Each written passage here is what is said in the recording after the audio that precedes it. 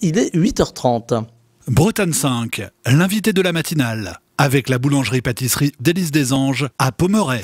Et ce matin, nous sommes en direct en studio avec Valérie Tabar. Elle est tête de liste pour le département des Côtes-d'Armor de la liste Bretagne d'avenir, liste qui rassemble EELV, donc Europe Écologie Les Verts, l'UDB, Ensemble sur nos territoires, Bretagne Écologie et Nouvelle Donne. Je pense n'avoir oublié personne.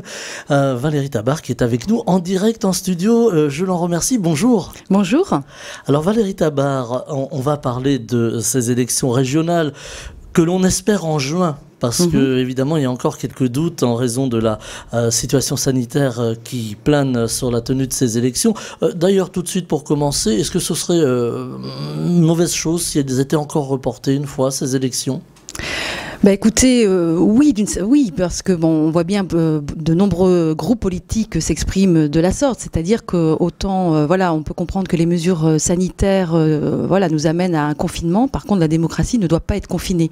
Donc, depuis un an, aujourd'hui, on a adapté notre façon aussi de faire campagne, notre façon de travailler collectivement, et donc il faut pouvoir exercer la démocratie d'une autre manière. Mais tout en débattant, discutant, mais bien sûr en évitant les rassemblements par d'autres moyens. Donc on s'est déjà adapté et il faut que l'essentiel c'est que la démocratie s'exprime, en effet. Alors, Valérie Tabar, la démocratie, elle est importante pour votre liste Bretagne d'avenir. Vous êtes sur le terrain, on vous voit. Alors, vous êtes 4 colistiers, je vais les citer. Donc, vous, Valérie Tabar, Gaël Briand également, Claire Desmarpoirier qu'on a pu entendre sur notre antenne et Ronan Pichon. 4 colistiers, 4 départements, pourquoi pas 5 ? Parce que aujourd'hui on ne peut pas encore, puisque la Bretagne administrative est à 4, mais évidemment un des axes forts de notre projet, c'est bien sûr de faire une Bretagne à 5. Alors d'autres listes en parlent, par contre notre liste, on a quand même cette organisation notamment de l'UDB qui porte fortement ce projet depuis longtemps, et ça nous rassemble aussi, la liste de la réunification à 5 départements, mais évidemment, on ne peut pas présenter une liste encore en Loire-Atlantique, puisque ça n'est pas possible. Voilà, alors j'ai démarré sur ce petit clin d'œil à la Bretagne à 5 départements. Il y a aussi tout l'aspect linguistique en Bretagne et de culture, parce que votre liste est résolument écologique et territoriale. Cet aspect linguistique, est-ce que si vous arrivez au pouvoir, à la région, en Bretagne, vous allez développer les langues régionales, les soutenir, parce qu'aujourd'hui, on les dit en danger. Oui, bien sûr, bien sûr. Alors, on s'appuie aussi sur les associations porteuses, d'Iwan, ou alors les associations aussi pour la filière bilingue au niveau public, comme pour le galop. On s'appuie aussi sur les associations. Nous étions fortement présents à la manifestation de Quimper. Ronan Dantec a pris la parole, d'ailleurs, pour le groupe écologiste du Sénat. Donc il est président d'Ensemble sur nos territoires, il fait partie de cette liste de rassemblement d'union avec donc conduite par Claire Desmarpoirier, la tête de liste régionale, qui est issue d'Europe Écologie Les Verts, et donc il a vraiment parlé de la reconquête aussi, clairement c'est une ambition de reconquête de la langue bretonne, voilà, donc évidemment nous ferons des choses pour développer cette langue de manière importante, comme le gallo aussi, alors ça passe par la co-officialité aussi des langues, et puis bien sûr le soutien, le développement de ces langues et de ces expressions-là dans toute la société bretonne.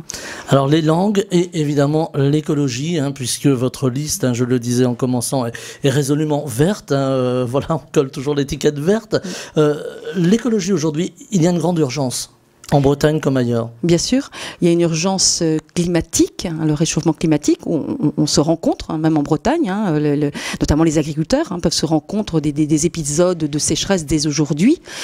Forcément, on sait que des élus des villes du littoral ou alors dans les îles prennent en compte la montée des eaux. Donc forcément, c'est déjà là, et prêt à s'accélérer. La perte de la biodiversité. On sait que les chasseurs qui sont dans la nature observent, bien sûr observent qu'il y a moins de faune, donc c'est repérable, c'est visible et c'est très impactant pour notre avenir. Donc forcément, oui, nous, notre liste, elle intègre la limite des ressources naturelles, la menace de ce réchauffement climatique, où déjà, de toute façon, il faut le prendre en compte, il va falloir s'adapter. Mais il faut aussi travailler sur les causes, travailler à un autre modèle de développement qui intègre complètement la donne des limites des ressources de la planète et qui intègre le fait que, eh bien, il faut chercher vraiment à avoir des activités, une économie décarbonée pour éviter ces gaz à effet de serre qui sont responsables du réchauffement climatique. Et c'est vraiment pour l'avenir, pour la vie, pour le confort, pour l'avenir de l'humanité. On vit une pandémie. Elle n'est pas arrivée par hasard. Alors on est tous plongés dans cette pandémie depuis un an. Voilà, c'est compliqué. Nos libertés sont limitées. C'est difficile. On n'a plus la vie sociale, la vie culturelle comme on la connaissait. On est tous plongés là-dedans. Mais si on regarde les causes, les raisons, évidemment, c'est lié au désordre que l'on a pu avoir, et notamment avec le milieu naturel. Ça ne vient pas par hasard. Donc je dis ça pas pour rajouter de l'anxiété, mais il nous faut être lucide, et ça a été dit, mais maintenant je crois que nous on est la liste qui portons ça, c'est qu'il faut vraiment revoir alors fondamentalement les choses, revoir la vie, revoir le développement autrement. Alors aujourd'hui en Bretagne, on dit que la Bretagne est une terre d'expérimentation, on parle même d'une sorte de laboratoire. Est-ce que la Bretagne peut montrer l'exemple en termes d'écologie, en termes de développement durable, en termes de transport? On va en parler. Aujourd'hui, dans cette crise, dans cette pandémie que vous décriviez à l'instant, est-ce que justement la Bretagne et votre liste peut apporter peut-être sinon des solutions, en tout cas un modèle? Bien sûr, bien sûr. Alors déjà, c'est déjà en marche en Bretagne, il faut pouvoir le dire. La transition est portée par des communes, des territoires, des associations, des agriculteurs, beaucoup d'acteurs sont déjà dans cette démarche, donc c'est déjà en marche. Évidemment, la Bretagne, oui, parce que c'est une terre de coopération, de mutualisation, de capacité à se rassembler, d'action collective, de capacité à aller au-delà d'une posture partisane, de vraiment se rassembler. Et donc c'est ça que nous proposons, nous, aux Bretons et aux Bretonnes, c'est de se rassembler autour d'un cap clair, l'écologie, l'autonomie et la solidarité. Alors, c'est pas toujours facile de faire dialoguer les différents acteurs. Aujourd'hui, on a une filière agroalimentaire très importante en Bretagne, issue de justement cette agriculture intensive que l'on a aujourd'hui. Seulement, voilà, les mentalités bougent peu à peu. Les agriculteurs conventionnels et peut-être la jeune génération commencent à prendre conscience de l'environnement et tout. Est-ce que c'est facile de faire dialoguer, par exemple, des agriculteurs bio et des agriculteurs non bio ou conventionnels? Non, ce n'est pas simple et pourtant c'est essentiel. Alors ça n'est pas simple. Alors, je connais bien ce sujet puisque j'étais maire de la commune de Leurenant et j'ai pu mesurer les clivages de plus en plus importants. Alors on le voit, moins à Leurenant, mais dans d'autres communes, puisque j'étais coprésidente du réseau Bruden, le réseau d'échange et de coopération entre les communes et les intercommunalités à l'échelle de la Bretagne à 5, dont la Loire-Atlantique, voilà, dans un travail de développement durable et de transition écologique notamment. Donc on voit bien que dans des communes où voilà, il y a plus de brassage, il y a du brassage de population, il y a de plus en plus de clivage entre des habitants et des agriculteurs, et au sein même des agriculteurs, il y a de plus en plus des clivages, une difficulté à dialoguer entre les agriculteurs conventionnels et les agriculteurs biologiques ou qui sont sur une autre agriculture. Donc non, je mesure bien, donc moi aussi en tant qu'ancienne maire de Leurenant, je mesure bien cette difficulté au dialogue, et pourtant c'est essentiel, et qu'il y a une tendance par des peurs, une menace, parce que évidemment on sait bien que le monde doit changer, et il y a tendance à ce que voilà, un monde rural, un monde agricole s'arc-boute dans un mode défensif parce qu'on peur. Donc voilà, ça veut dire qu'il faut encore plus de patience, encore plus de pédagogie pour faire passer nos messages. Alors les messages entre les agriculteurs et puis entre les élus et les agriculteurs, et puis il y a aussi d'autres facteurs. Aujourd'hui, vous y faisiez allusion à l'instant, Valérie Tabar, il y a les brassages de population. Alors on le voit aujourd'hui avec la pandémie, beaucoup de métropolitains, alors on les a un petit peu taxés de Parisiens, voilà, on les rassure, s'ils nous écoutent, ils sont bienvenus en Bretagne, mais voilà, qui viennent un petit peu chercher le repos, la tranquillité en Bretagne, et puis ça crée aussi bien parfois des tensions, mais aussi ça apporte aussi une autre façon d'appréhender nos campagnes qui se vidaient un petit peu de leur jeunesse et qui aujourd'hui voient des jeunes couples s'installer. Ça pose aussi la question des infrastructures. Bien sûr. Alors moi je dirais deux choses. C'est vrai que la Bretagne, hein, c'est plus la Bretagne des années 50. Hein. Aujourd'hui la Bretagne est très attractive et on voit bien, comme vous le soulignez, avec voilà le confinement, ce contexte sanitaire, on voit bien que la Bretagne attire de plus en plus des Parisiens, voilà, qui veulent revenir, voilà, un peu plus en province ou en Bretagne ou dans d'autres régions. Par contre, voilà, c'est le premier point, c'est que cette répartition, enfin cette attractivité de la Bretagne se fait de manière inégalitaire. Hein. Et donc ça, notre liste, elle porte vraiment cet enjeu d'aménagement du territoire, de rééquilibrage.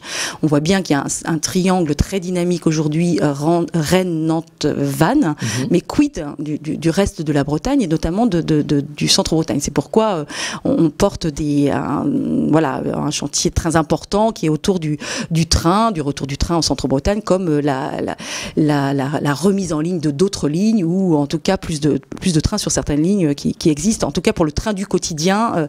Voilà. Donc ça c'est important, l'attractivité de la Bretagne, mais de manière équilibrée.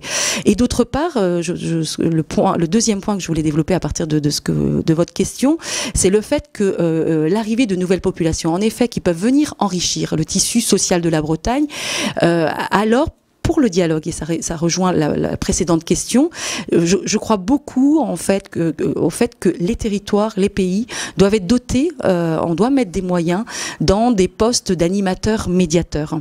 Je pense que les associations d'éducation populaire souvent n'ont pas été assez soutenues, des associations de manière générale, alors qu'ils font ce travail justement de dialogue, de médiation, et ça me paraît essentiel aujourd'hui sur les territoires que vraiment on investisse dans les démarches en amont pour vraiment faire dialoguer, faire converger des acteurs différents sur des territoires, faire partager une feuille de route de la transition écologique. Vous voyez, quand on réunit des citoyens dans une convention climat, des citoyens qui n'étaient pas du tout écologistes au départ et qui arrivent voilà avec une feuille de route très très ambitieuse, très importante parce que ils ont compris que c'est la seule voie raisonnable. On est bien dans le rationnel. Il y a une déception d'ailleurs un petit peu quand même. Il y a eu quelques de cette fameuse de ces citoyens qui ont pu faire émerger des idées, aussi demander très vite que soit prise en compte l'urgence écologique, on pourrait le dire comme ça. Ceci dit, voilà, la politique a repris le pas. Puis, bien sûr, mais c'est comme, vous savez, c'est comme là, pour la campagne des régionales, on voit bien que toutes les listes parlent d'écologie, mais quelles sont vraiment celles qui portent cet ADN en elles, quoi. Quels vont être les responsables politiques qui vont vraiment, en sincérité, mettre ça en œuvre, en dialogue avec l'ensemble de la société bretonne, avec l'ensemble des acteurs, avec les acteurs économiques, avec les agriculteurs, avec l'industrie agroalimentaire, avec le milieu culturel, etc., qui sont... Voilà, c'est évident pour moi, c'est notre liste qui pouvons en sincérité et poser des actes parce que nous avons la culture des sujets écologistes, nous avons des élus aujourd'hui dans les équipes aussi municipales, celles qui ont gagné certaines villes, même en Bretagne, qui œuvront, qui mettons en œuvre. Hier j'étais à Lannion, j'ai pu rencontrer plusieurs élus de Lannion, notamment l'adjoint à la transition écologique et on voit bien tout de suite, il est en réseau avec d'autres villes et il porte une feuille de route de la transition écologique qui a à voir avec les transports, la mobilité, qui a à voir avec la biodiversité, qui a à voir avec l'économie aussi. Parce que l'écologie, c'est ça aussi. C'est vraiment porter un projet de transformation, mais qui est créateur d'emplois. Voilà, et d'emplois qui a du sens. Voilà, j'allais y venir à l'économie verte, on l'a un petit peu taxé d'économie verte, et je parle pas de greenwashing, ça c'est autre chose. Cette économie verte, justement, elle peut créer des emplois. Aujourd'hui, la Bretagne, là aussi, peut faire figure un petit peu de précurseur. Bien sûr, bien sûr. Alors, bon, dans un domaine que je connais mieux, l'agriculture, hein, c'est vrai que quand on misera, hein, parce que quand nous accéderons aux responsabilités, ce que nous espérons et ce que nous souhaitons que les Bretonnes et les Bretons, voilà, nous portent aux responsabilités, évidemment, nous orienterons l'aide, l'accompagnement pleinement, clairement à la transition agricole et alimentaire, donc aux pratiques agroécologiques. Donc, ça concerne tout le monde, c'est pour tous les agriculteurs. On sait que les agriculteurs ont fait des efforts, mais clairement, il faut aller vers ces pratiques agroécologiques encore plus fortement. Il faut les accompagner, finalement. Bien sûr, il faut les accompagner. Bien sûr, il faut les accompagner. Mais on sait très bien que prendre ce virage d'une agriculture de montée en gamme, de valeur ajoutée, c'est cette agriculture qui est créatrice d'emplois. J'aime bien dire c'est une agriculture intensive en emploi. Il y a besoin de main d'œuvre dès lors que nous faisons par exemple de montée en gamme, de la transformation, de la vente directe. Il y a besoin de main d'œuvre. On s'est aperçu finalement avec cette pandémie, cette crise dont on n'est pas encore sorti, hélas, que lors par exemple du premier confinement, eh bien ça a changé les habitudes. On a commencé à aller chez l'agriculteur du coin ou l'agriculteur bio ou pas bio du reste, mais on a travaillé en circuit court, on n'est pas trop sorti, on est allé chercher ses œufs à la ferme ou son lait. Il y a eu une prise de conscience en quelque sorte. Est-ce qu'il faut la faire fructifier, cette prise de conscience? Bien sûr, parce que je pense qu'à travers ça, les gens se sont réinterrogés et ont retrouvé un bonheur de vivre sur un territoire en lien, en relation, parce que c'est pas simplement acheter ses produits, mais c'est acheter des produits qui vont apporter à la santé, à notre santé, à la santé de nos enfants, à la santé de notre famille. C'est être en relation avec un agriculteur et être en solidarité avec lui, savoir qu'on va pouvoir l'appuyer dans son activité économique, dans ce voisin qui vit de ce métier. Ça, c'est important, plutôt que les samedis matins, faire ses courses, remplir son caddie de produits dont on ne sait pas d'où ils viennent, comment ils sont transformés. Voilà. Donc, oui, et donc les politiques publiques que nous voulons porter à la région Bretagne veulent dessiner cette vie sur les territoires riches, en proximité, avec une économie et une agriculture relocalisée et avec tous ces liens de proximité. Alors on parlait d'emploi, on parlait de travail ici en Bretagne, mais il y a aussi de la précarité, beaucoup de précarité. Elle se fait là aussi jour, malheureusement, avec cette pandémie. On voit les étudiants qui ont du mal à vivre chaque jour, mais on voit aussi d'autres populations qui ne sont pas forcément sous les feux des projecteurs, qui étaient déjà précaires énergétiques aussi, c'est important de le dire. Est-ce que là aussi il va falloir orienter les aides, aider ces populations pour qu'elles retrouvent une vie, on va dire, plus décente? Bien sûr, on porte très fort donc cette valeur de solidarité, hein, donc la solidarité, j'en ai parlé, la solidarité territoriale, parce que c'est une question de cohésion sociale, mais la solidarité évidemment auprès de tous les gens qui sont précaires. Donc le soutien aux associations, c'est aussi ça, le soutien à l'accompagnement de gens en précarité, mais clairement c'est de se dire en effet que les périls écologiques, les menaces écologiques, le réchauffement climatique, forcément, les plus impactés sont les précaires. Donc, évidemment, on sait que l'enjeu majeur, c'est de rénover thermiquement les bâtiments, et on sait que là, ça touche avant tout une population en précarité. Travailler sur la question de l'air, de la pollution en ville, évidemment, on sait qu'en premier lieu, ça va toucher des gens qui sont avec des revenus plus bas, des pauvres. Donc, forcément, c'est complètement lié. L'enjeu écologique est complètement corrélé à l'enjeu social et de solidarité. Alors on parlait un petit peu de politique politicienne, pardon Valérie Tabar, mais il y a eu un événement hier soir, le président de la région, Loïc Chenet-Girard, qui, bon, on l'imagine, devrait être candidat également aux élections régionales, a démis de ses fonctions son premier vice-président, qui lui-même se présente du fait, voilà, l'annonce a été faite. Est-ce que pour vous, voilà, ces grandes manœuvres politiques, c'est un petit peu loin des gens, c'est un petit peu loin du terrain? Bon, en tout cas, moi, ça, voilà, j'ai envie de dire, ça leur appartient. Hein. Moi, l'énergie que j'ai envie de mettre, pour moi, c'est vraiment parler de notre projet. Hein, merci pour votre invitation. Parler de notre projet aux Bretonnes et aux Bretons. Montrer qu'il y a un autre chemin, qui est un chemin positif, qui est un chemin de solution. Nous représentons, nous, la relève. Nous sommes des personnes expérimentées. Moi, je viens d'un territoire rural, j'ai été maire. Voilà, la tête de liste est quelqu'un qui a beaucoup de détermination et de courage, voilà, etc., etc. Notre liste, elle est vraiment très complémentaire entre des gens qui connaissent bien les territoires ruraux, des gens qui sont en mandat aussi dans les territoires urbains. Donc c'est ça qui m'intéresse, et montrer qu'on a tout à fait une crédibilité, et que la question justement de l'emploi, du logement, la question du transport, nous l'apportons avec des solutions d'avenir. Et c'est ça qui m'intéresse, de montrer cette crédibilité et que nous puissions accéder aux responsabilités. Voilà, politique de terrain finalement. Justement, vous parliez de relève, Valérie Tabar. Aujourd'hui, est-ce qu'on est obligé de faire de la politique finalement très différemment de ce qu'on pouvait faire il y a encore peut-être 4-5 ans? Oui, bah en tout cas moi, alors oui, je suis avant tout pour ma part une praticienne du développement local rural, et je pense que voilà, j'ai à apporter à un niveau régional. Je pense que il faut quitter la posture partisane, même si les partis sont importants parce qu'ils structurent la démocratie et la vie politique. Et nous sommes une liste d'union, de rassemblement entre partis, mais pas que, ouverte aussi à des candidats de la société civile.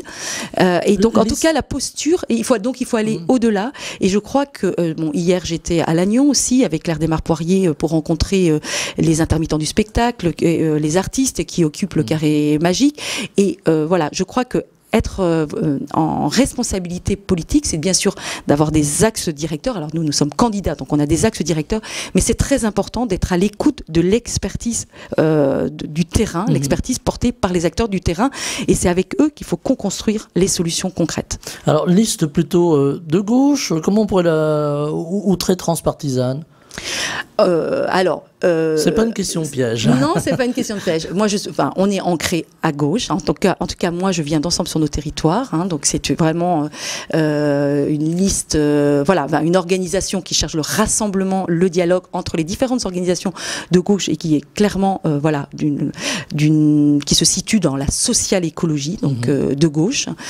Par contre, évidemment, des électeurs aujourd'hui qui sont complètement déroutés, qui ne font plus trop la différence entre une politique de droite et de gauche. Évidemment, on leur parle, on redit nous notre ancrage et l'axe aujourd'hui qui doit être voilà, qui doit animer en fait les politiques, qui est la social écologie, l'écologie de solutions, l'écologie d'avenir.